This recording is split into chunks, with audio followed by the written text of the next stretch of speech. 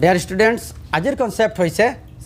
Surface tension অৰ্থাৎ পৃষ্ঠটান বস্তুখিনি practically আমি জনাৰ চেষ্টা কৰিম সৰু এটি এক্সপেৰিমেণ্ট কৰিম সেই হিচাপে চোৱা মোৰ হাতত এখন কি আছে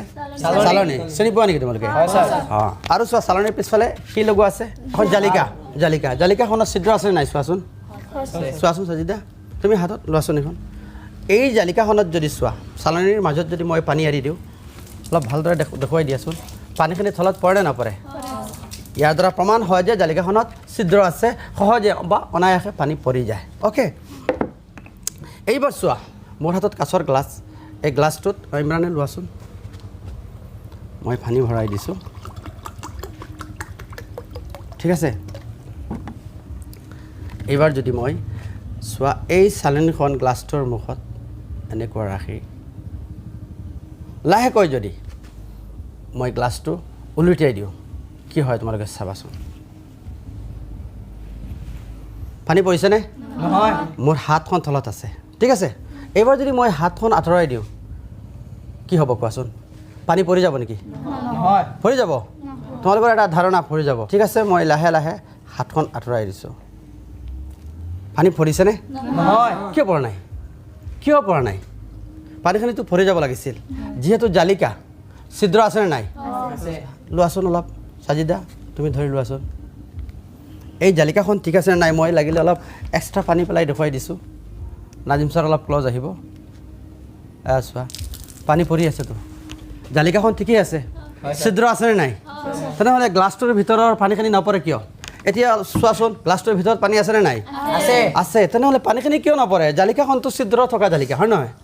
লাগিলে সাজিদা তুমি অলপ গ্লাছটোক অলপ লৰচৰ কৰাই দিয়া মানে ডান্সিং কৰাই দিয়া লাহে লাহে ইফাল সিফাল কৰি দিয়া মানে অলপ তল ওপৰ কৰি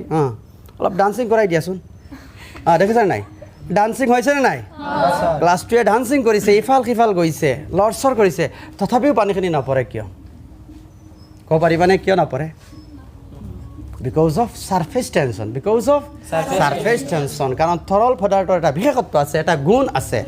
তৰল পদাৰ্থত থকা অণুবোৰে তাৰ পৃষ্ঠখনক চোৱা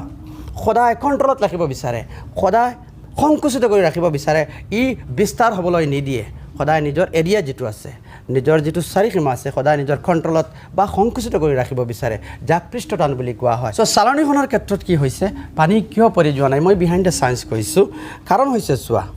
এই গ্লাছটোৰ মুখত যিখিনি পানী আছে ইয়াৰ পানীৰ যিখিনি অণু এই অণুৱে এটা লেয়াৰ সৃষ্টি কৰি লৈছে মানে পৰস্পৰৰ মাজত এটা লেয়াৰ সৃষ্টি কৰি লৈছে আৰু যাৰ ফলস্বৰূপে পানীখিনি তললৈ পৰি যোৱা নাই আৰু এয়া হৈছে তৰলৰ এটা বিশেষত্ব আৰু এয়া হৈছে তৰলৰ এটা গুণ যাক পৃষ্ঠটান বুলি কোৱা হয় যাক সাৰফেস টেনশন বুলি কোৱা হয় আকৌ সাজিদা তুমি লাহেকৈ গ্লাছটো তুলি দিয়াচোন চাবা পানীখিনি কেনেকুৱা লাহেকৈ ওপৰলৈ উঠাই দিয়াচোন দেখিছানে নাই এতিয়া পানীখিনি পৰি গৈছে কাৰণ এতিয়া এই পৃষ্ঠটানৰ যিটো লেয়াৰ সেইটো ব্ৰেক হৈ গৈছে যাৰ ফলস্বৰূপে জালিকাখনৰ মাজেৰে সকলো পানী পৰি গৈছে আৰু এয়া হৈছে সাৰফেস টেনশন বা পৃষ্ঠটান বুজি পোৱাৰ কাৰণে এটা চিম্পল ডেমো বা এটা চিম্পল এক্সপেৰিমেণ্ট বস্তুখিনি ক্লিয়াৰ হৈছেনে বুজি পাইছানে okay very good Thank you, sir.